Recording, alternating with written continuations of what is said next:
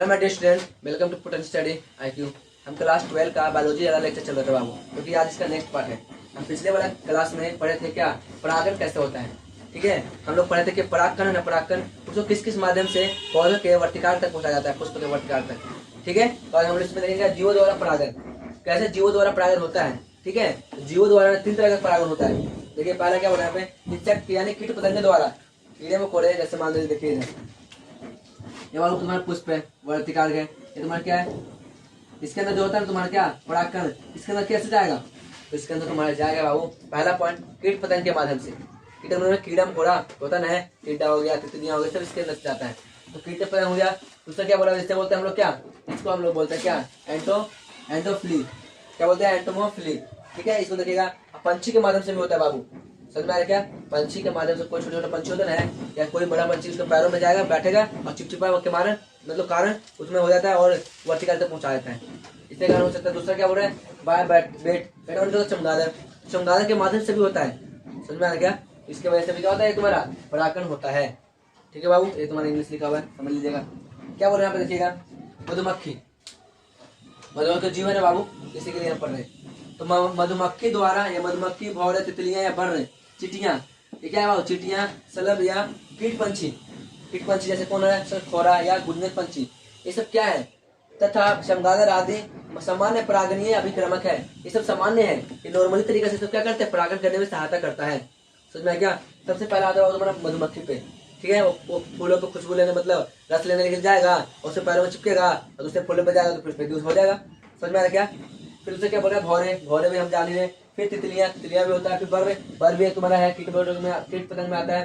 चींटियां, फिर क्या हो रहा है, सलभ या कीट पंछी, तो कीट पंछी बोलिए चाहे सलभ बोलिए। ठीक है, ये सब क्या करता है, तो पंछी का मतलब देखिएगा, खोरा एक पंछी का नाम है, दूसरा क्या तुम्हारा गुंजन पंछी, ये दो ऐसे पंछी हैं जो कि, और तथा चमगादड़ भी क्या करता है, परागणीय में अनिवार्य है, मतलब अभिकर्मक है, हिस्सा लेता है।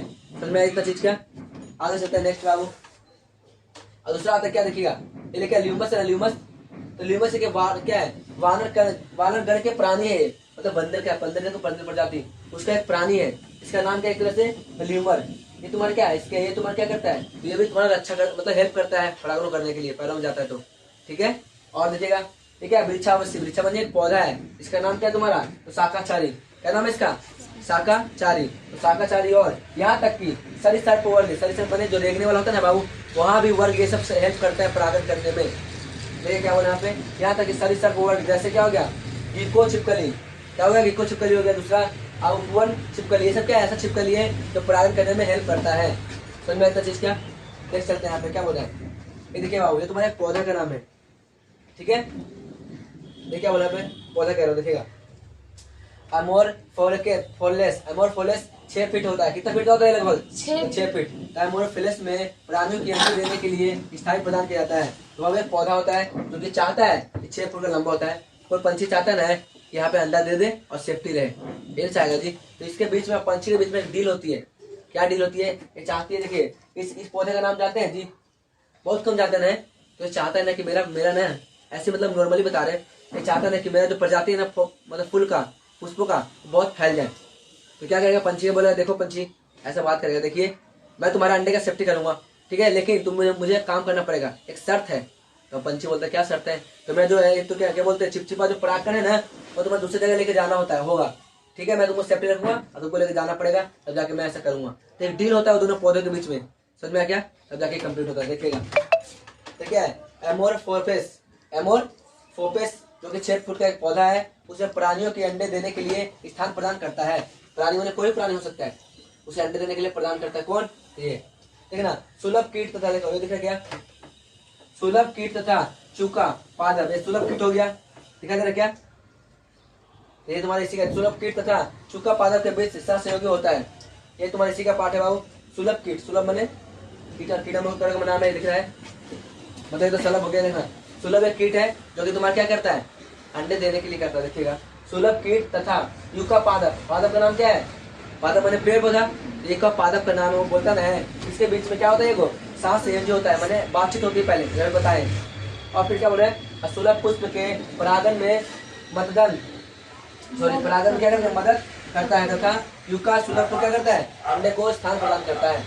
कभी बात बोले बाबू डील करता है, तो ये बोलता है कि मैं तुम्हारे अंडे की रक्षा करूंगा, तुम मेरे पौधे का परागण करिए। समझ में आया, लेकिन ज्यादा ज्यादा इसका मेरा फैमिली फैल जाए। समझ में आ रहा क्या? आगे देखिएगा यहाँ पे नेक्स्ट क्या बोल रहे हैं। इसके बाद बाबू अपना आता है दूसरा पॉइंट, इसका नाम है बाहरी प्रजनन युक्तियां, जो बाहर से प्रजनन करता है। ठीक है, इसी के अंदर है जो बाहर से प्रजनन करता है। समझ में आया क्या? तो पहला पॉइंट क्या बोल रहे हैं देखिएगा, इसे बोलते हैं हम लोग को क्रॉस पॉलिनेशन मेथड, जिससे बाहर कर अंदर नहीं करेगा। देखिएगा पहला आता है भिन्न काल पक्वता। ये क्या होता है देखिएगा, कुछ प्रजातियों में पराग युक्ति एवं प्रतिकार ग्राहक समकालिता नहीं होती है। सुनिए इसका मतलब, कुछ प्रजाति होता है ना बाबू, कुछ प्रजाति जो जीव जंतु होता है, तो कुछ प्रजाति में पराग युक्ति एवं वर्तिकाग ग्राहमतम समकालीन नहीं होता है, हमेशा अच्छे मतलब एक जगह नहीं रहता है। समझ में आ रहा क्या? ये क्या बोला, युक्तियां वर्तिकाग ग्राहता जो ग्रहण करता है वो क्या करता है, एक तरह से समकालीन नहीं होता है। समझ में आया? दूसरा पॉइंट, वर्तिकाग के तैयार होने से पहले ही अवमुक्त कर दिया जाता है। देखो जैसे वर्तिकाग पहुंचने वाला वैसे क्या होता है, वर्तिकाग क्या हो जाता है, वर्तिकाग के तैयार होने से पहले ही वो मुक्त हो जाता है, यानी गिर जाता है टूट के। समझ में इतना चीज क्या? नेक्स्ट चलते हैं, यहाँ पे क्या बोल रहे हैं, पराग के झड़ने से काफी पहले ही वर्तिकाग ग्राहक बन जाता है, ग्राहक बन जाता है। सुनिए ये क्या बोल रहे हैं, तो पराग होता है, पराग को झड़ने से पहले जैसे झड़ा वैसे उससे पहले क्या होता है, वर्तिकाग ग्राहक बन जाता है, मतलब ग्राहक बन जाता है वो। समझ में आ रहा है? नेक्स्ट देखते हैं यहाँ पे क्या बोल रहे हैं, क्या विषम लैंगिकता, मतलब अलग अलग लैंगिकता होता जा रहा है। ठीक है, तो पहला क्या बोल रहा है वो, कुछ प्रजातियों में पराग कोष एवं वर्तिकाग भिन्न भिन्न स्थानों पर अवस्थित होता है। सुनिए इसका अर्थ क्या बाबू, मान लो तुम्हारा पौधा है, ठीक है, एक एरा फूल और एक एरा फूल, दो अलग अलग स्थान पे है ना बाबू, लेकिन इसका जो वर्तिकाग निकलेगा इसमें जाएगा घुस जाएगा और इसका जो निकलेगा इसमें जा सकता है। समझ में क्या? अगर ऐसा नहीं है तो मान लीजिए ऐसा होगा, ये तुम्हारा फूल है और तुम्हारा क्या है, तुम्हारा बाबू फूल है, इसका वर्तिकाग इसका पराग का निकल के इसमें चला जाएगा।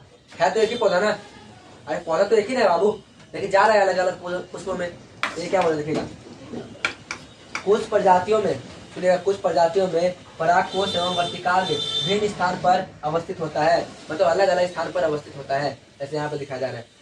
ठीक है, आगे चलते हैं, नेक्स्ट क्या बोल रहे हैं, स्व अब क्या है, स्व असाम जनस्य, इसका मतलब क्या है, खुद में करेगा। ये क्या बोला यहाँ पे, यह एक वंशानुगत प्रक्रम है तथा स्वपरागन रोकने के लिए उपाय है। ये क्या हो रहा है, एक वंशानुगत है जो स्वयं परागन रोकने के लिए एक प्रकार है। फिर क्या हो रहा है, उसी पुष्प या उसी पादप के अन्य पुष्पों में जहाँ बीजांड के विसेचन को पराग अंकुरण या निषेचन में पराग विसर्जन होता है, वृद्धि करते हैं हम लोग, वृद्धि करता है, चलिए और फिर समझाते हैं। दर्शन आगे तो देखिए समझाते हैं।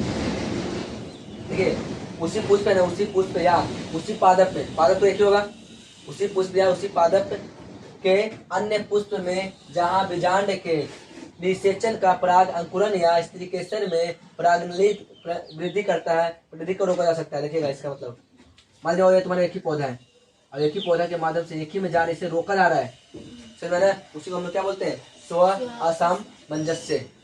समझ में आया क्या? इसको बोला था इतना। ठीक है, तब तक आप स्क्रीनशॉट लीजिए बाबू। अगर वीडियो अच्छे लगे तो लाइक भी करें, शेयर भी करें और सब्सक्राइब भी करें। हम लोग आज पढ़ रहे हैं बाबू इसमें क्या है, एक लिंगीय पुष्पों का उत्पादन कैसे होता है। ठीक है, कैसे वो बनता है एक लिंगीय पुष्प, समझ में आ रहा क्या? तो हम लोग आप देखेंगे। ठीक है, इस क्लास में देखिए, शुरू करते हैं अपना लेक्चर। देखिए क्या बोल रहा है, एक ही पौधे पर, सुनिएगा, कोई एक पौधा है बाबू, कैसे पौधा हो सकता है, जब एक पौधे की बात करें तो एक ही पौधे बनाएंगे, दो तीन तो बनाएंगे नहीं, सिंपल सी बात है। क्या बोला इसने, एक ही पादप पर, मतलब पौधे पर नर एवं मादा दोनों ही पुष्प उपलब्ध होते हैं, उसे क्या बोलते हैं, उसे बोलते हैं उभयलिंगी बोलते हैं। क्या बोलते हैं उसे, यानी वो नर भी है और मादा भी है, उसे क्या बोलेंगे, उभयलिंगी। एग्जाम्पल के लिए मैं बोल रहा हूँ, अरंड का एक पौधा हो गया, मक्का का पौधा हो गया, मक्का जिसे मकई बोलते हैं, उसमें दो लिंगी होता है बाबू, मतलब उसे उभयलिंगी बोलते हैं, जो दो लिंगी रहेगा उसे उभयलिंगी बोलते हैं। ठीक है, इसने क्या बोल दिया, एक ही पौधे में नर है मादा दोनों, लड़का मतलब नर मने लड़का, मादा मने लड़की, दोनों लिंग उपलब्ध है वहाँ, जैसे एग्जाम्पल के अरंड वाले पौधे में और मक्का के पौधे में, और इसी को हम लोग क्या बोलते हैं, उभयलिंगी श्रेय बोलते हैं, उभयलिंगी राष्ट्रीय बोलते हैं। ठीक है, आगे समझिएगा यहाँ पे, यह एक स्वपरागन को रोकता है। क्या करता है, यह एक स्वपरागन को रोकता है, न कि सजात पुरुष परागन को। सुनेगा, यह खुद के परागन को रोकता है और अपने जैसे समान जाति को नहीं रोकता है, तो खुद से होने से रोकता है, लेकिन दूसरे को क्या करता है, एक तरह से परागन करता है। समझ में आ रहा है एक तरह से, ये क्या बोल रहा है, यह स्वपरागण को रोकता है, मतलब खुद से करने के लिए रोकता है, और न कि समानुपाती को रोकता है, मतलब सजात पुष्पी को।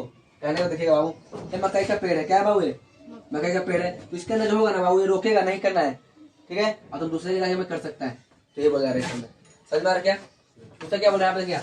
अन्य बहुत सारी प्रजातियां हैं, जैसे पपीता हो गया, पपीता में नर एवं मादा, नर एवं मादा पुष्पी भिन्न पादों पर होते हैं। समझ में क्या क्या बोला इसने, देखिए गौर से।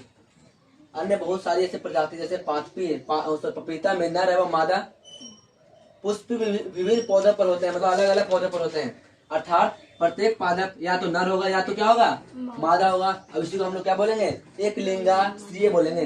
समझ में क्या? देखिएगा पपीता है बाबू, एक लिंगी होता है, चाहे तो लड़का होगा चाहे तो लड़की होगा, या तो वो मादा होगा या तो क्या होगा, नर होगा। ठीक है, समझ में आ रहा क्या? तो यहाँ बोल रहे पपीता का एग्जाम्पल लिया गया है। अब इसे बोलते हैं एक लिंगी स्त्री बोलते हैं, यानी एक लिंगी पुष्प बोलते हैं। समझ में आता है क्या? मतलब पादप बोलते हैं। आगे देखिएगा यहाँ पे, यह क्या बना रहा, यह परिस्थिति स्वपरागण तथा सजात पुष्पी परागण दोनों का विरोध करता है। सुनिए इसने क्या बोल दिया, इसने क्या बोला है, यह परिस्थितियां जो परिस्थितियां है ना, स्वपरागण तथा सजात पुष्पी परागण दोनों का अवरोध करता है, मतलब अपने आप में भी नहीं होने देता है, और क्या बोल रहे हैं, मतलब देखो क्या बोल रहे हैं, स्वपरागण तथा सजातीय पुष्पारभ यानी सजाती में भी नहीं होने देता है, दूसरे में जाए करिए। समझ में आ रहा क्या? ऐसा बोल रहे हैं कौन, तुम्हारे ये स्थितियां जो पैदा कर रहा है पपीता की साथ है। ठीक है, आगे चलते नेक्स्ट। क्या बोला, परागण, परागण स्त्री केसर संकर्षण, यानी इसे क्या बोलते हैं हमें, पारस्परिक क्रियाएं बोलते हैं। जो क्या बोलते हैं, पारस्परिक क्रियाएं। ठीक है, ये क्या है क्रिया, समझिएगा क्या है तुम्हारा, क्या सुयोग्य परागण के अनुपालन है, तुम्हारा क्या नियम है, एक तरह से इसका पालन कर रहा है, अनुपालन कर रहा है। तो देखिए ये तुम्हारे क्या अंडा से होता है, ये वर्तिकाल होता है ना जी, यानी जनन कोशिका है, तो एक तरह से यहीं से तो जनन होता है, उसका क्या बोला मादा जननांग जो अंदर जा रहा है, मतलब ये वाला पार्ट जो ऐसे जा रहा है। ठीक है, ये तुम्हारा क्या निभाग है, निभाग के सामने क्या होता है, बीजांड द्वार होता है। ठीक है, ये वाला हम पढ़े थे केंद्रक वाले में, बोलेगा ये तुम्हारा भ्रूण है, तो भ्रूण की संरचना कितने होते हैं, कितने कोशिका वाले होते हैं, 8 कोशिका, 7 कोशिका और 8 केंद्रक होते हैं। समझ में आ गया? आप उसे याद करिएगा। अच्छा मतलब बीजांड द्वार, मतलब वापित कोशिका। ठीक है, आगे चलते हैं नेक्स्ट। अब आते हो निषेचन। देखिए होता नहीं, अभी हम लोग जो पढ़ लिए ना निषेचन, पहले ही कहानी पढ़ ली, अब पढ़ेंगे निषेचन, अब फिर पढ़ेंगे निषेचन के बाद की कहानी। समझ में आ रहा क्या? निषेचन से पहले क्या है कहानी चला, फिर निषेचन में क्या चलेगा, फिर निषेचन के बाद क्या चलेगा, फिर अपना चैप्टर हो जाएगा, यहाँ पे एंड हो जाएगा, समाप्त हो जाएगा। देखिएगा कृत्रिम, देखिए पहले यहाँ पे क्या निषेचन 2 प्रकार का बताया जाए यहाँ पे। देखिएगा कृत्रिम संकरीकरण, यानी कैसे हम अपने से बना सकते हैं। देखिएगा क्या बोल रहे हैं, इसे बोलते हैं आर्टिफिशियल हाइब्रिडाइजेशन। क्या बोल रहे हैं यहाँ पे, संकरण प्रयोग केवल अपेक्षित परागी का उपयोग परागण के लिए किया जाता है तथा वर्तिकाल को संदूषित परागणों से बचाया जा सकता है।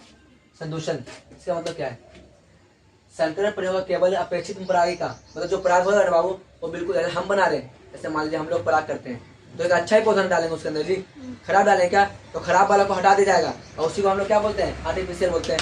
इसको अच्छा समझिएगा क्या, संकरण प्रयोग केवल अपेक्षित परागी का उपयोग परागण के लिए किया जाता है, वर्तिकार को संदूषण परागों से बचाया जाता है। इसका अर्थ बाबू जो परागण करते हैं, परागण होता है ना, जो अच्छे वाला परागण होता है उसी को हम पौधे में डालते हैं, और जो खराब वाला परागण होता है उसको हम हटा देते हैं। समझ में आता चीज क्या, हम अपने से नहीं कर रहे हैं, तो इतना तो कर सकते हैं ना कि अच्छे वाला को डालेंगे और खराब वाला हटा देंगे, खराब वाला डालेंगे कोई फायदा है जी, और मतलब फल ही नहीं देगा वो। आगे देखिएगा, संदूषण अपेक्षाकृत क्या करता है, परागण से बचाया जाता है। अब ये क्रिया जो होता है ना बाबू, क्रिया ये 2 प्रकार का होता है। कितने प्रकार का होता है, 2 तरह से किया जा सकता है, 2 प्रकार से कर सकते हैं।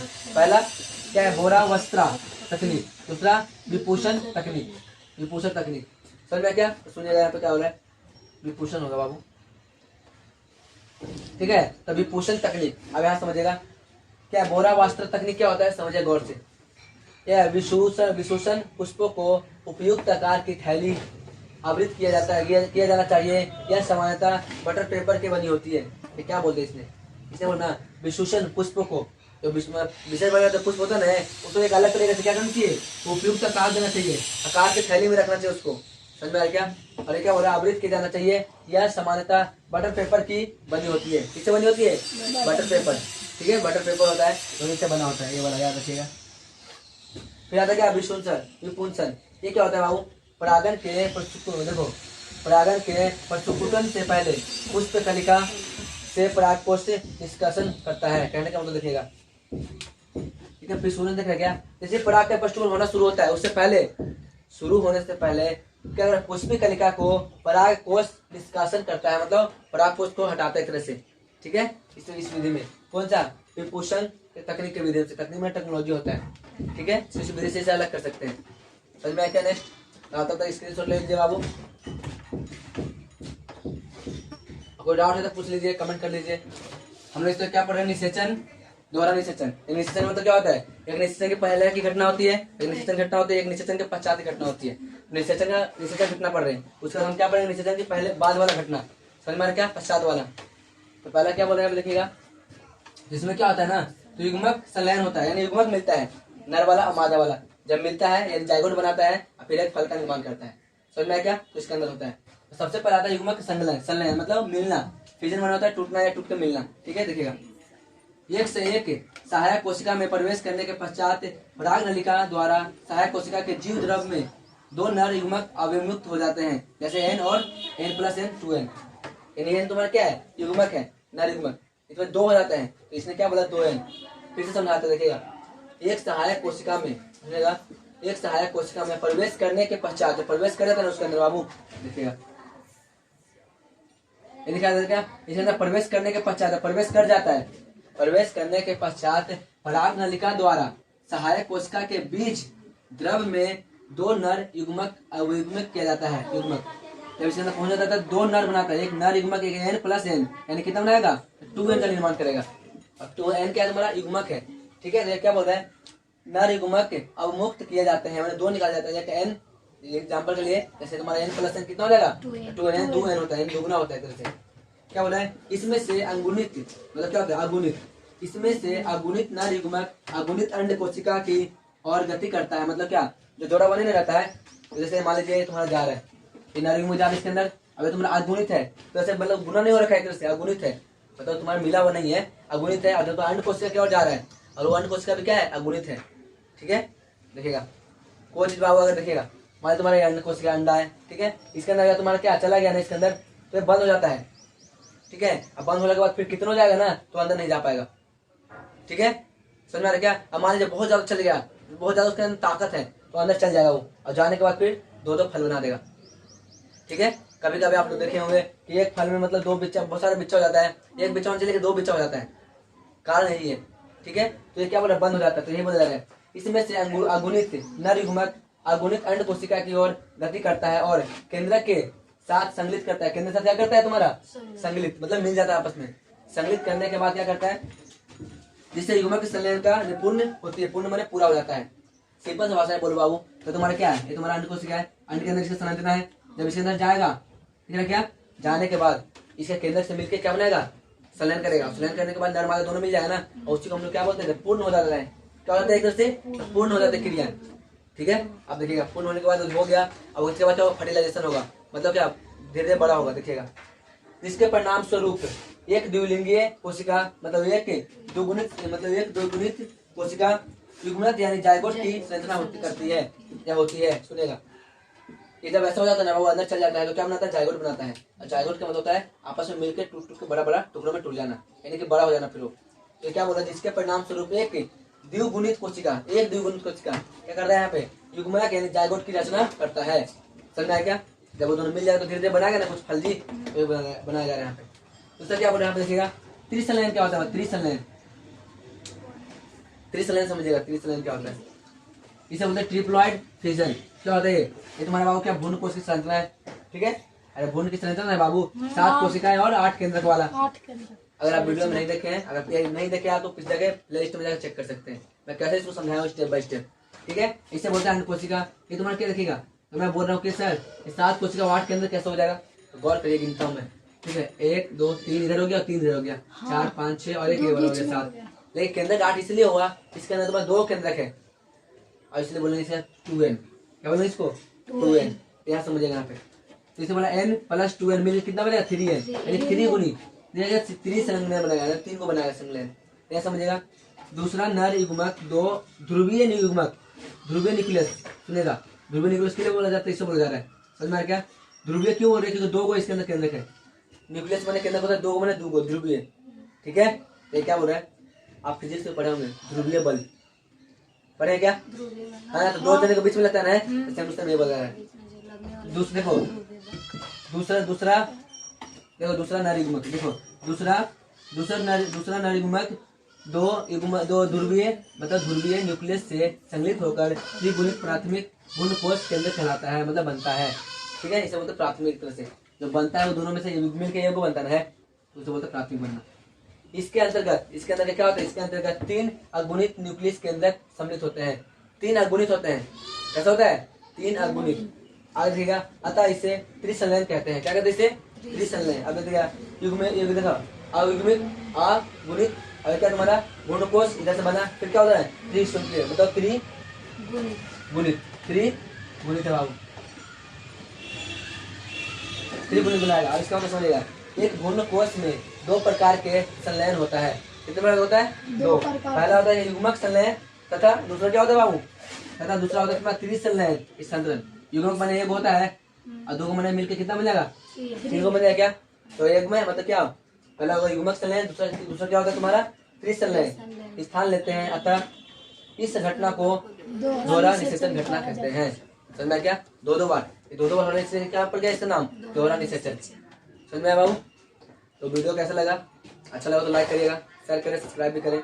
आप स्क्रीनशॉट ले लीजिए बाबू, उम्मीद है आप स्क्रीनशॉट ले चुके होंगे। चलिए कंटिन्यू करते हैं।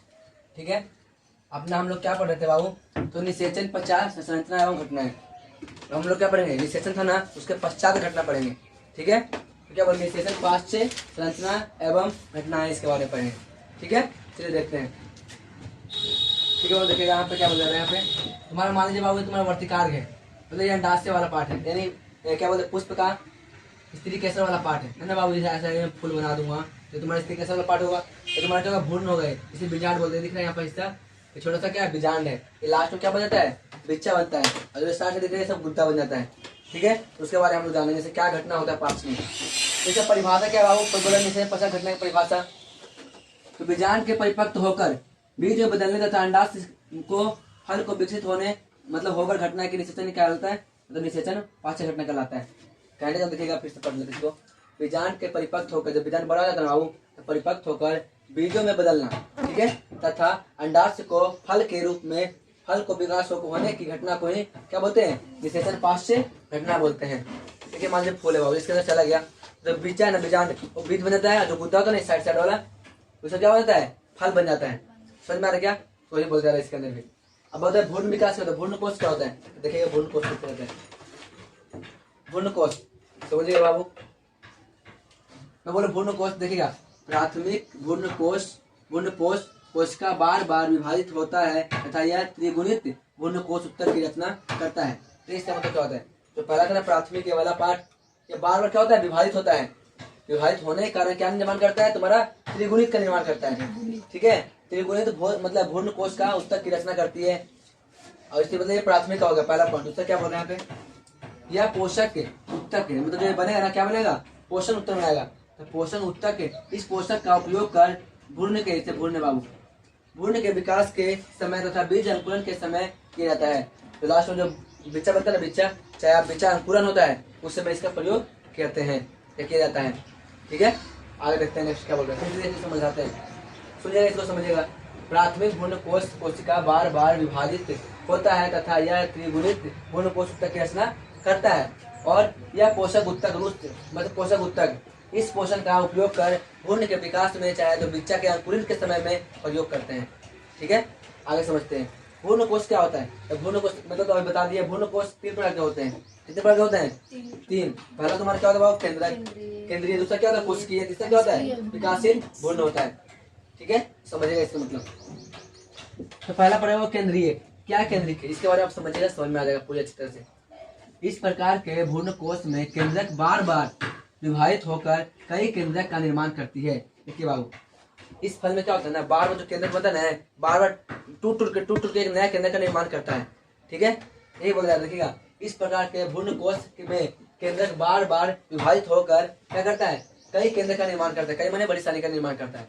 फिर क्या हो रहा है? किंतु लेकिन इसके चारों ओर कोशिका भित्ति नहीं बनाई जाती है तथा यह भ्रूण कोश के परिधि की ओर विन्यास रहता है। सुनिए क्या बोला जा रहा है। और मध्य में यह बड़ी रिक्तिका बन जाती है। सुनिएगा, मान लीजिए कैसा फल जब उससे विभाजित हो रहा है बार बार, लेकिन वो दीवार वॉल नहीं बना पा रहा है, इसके कारण वो परिधि के साइड में रहेगा। ठीक है, परिधि के साइड में रहेगा, मतलब गोल गोल साइड में रहेगा। और फिर क्या बीच में एक खाली जगह बनाएगा। एग्जाम्पल है इसका बाबू, नारियल का पानी। आप नारियल का फल देखे हैं क्या? नारियल ऐसा दिखता है बाबू। नॉर्मली अगर मैं बोलूँ तो ऐसा दिखता है ना जी। जैसे मैं काटा जाता है तो कुछ इस टाइप में दिखता है।